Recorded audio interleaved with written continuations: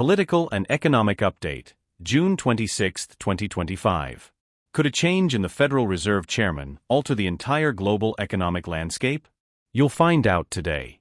President Trump has confirmed that he already has 3 or 4 names in his sights to replace Jerome Powell. And the most surprising thing, the change could happen sooner than expected. Stay until the end, because we'll reveal how this move could redefine not only U.S. monetary policy, but the financial future of the world. On Wednesday, June 25, 2025, during a press conference at the NATO summit, President Donald Trump once again harshly criticized the current Federal Reserve Chairman, Jerome Powell, whom he described as verbatim, terrible. Trump did not reveal any names publicly, but sources close to his economic team have already confirmed that he is considering between 3 and 4 possible successors.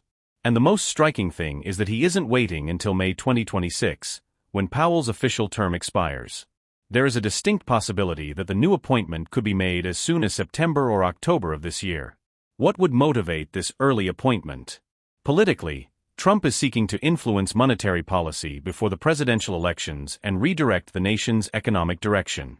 Among the names that are being tossed around the most are Kevin Warsh, former governor of the Federal Reserve; Kevin Hassett, current director of the National Economic Council; Christopher Waller, who already serves on the Fed's board; and Scott Bessent, current Treasury Secretary.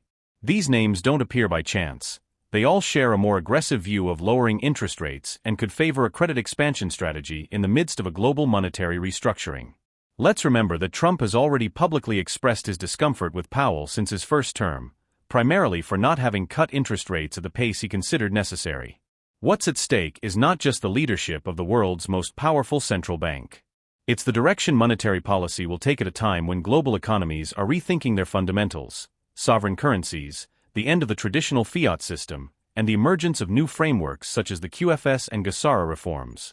This succession process, although not yet official, is already having an impact on the markets.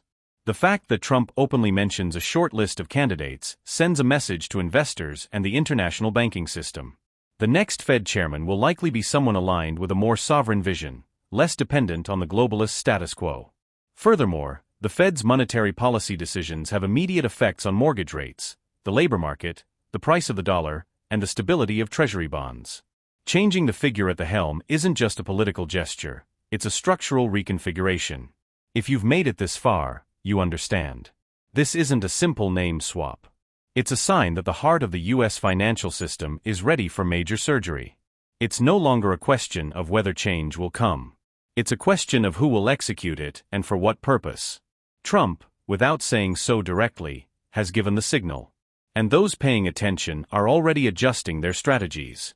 Because the new Federal Reserve Chairman won't just have to manage interest rates. He'll have to guide the transition from an old crumbling system to a new one that's already pulsing beneath everything.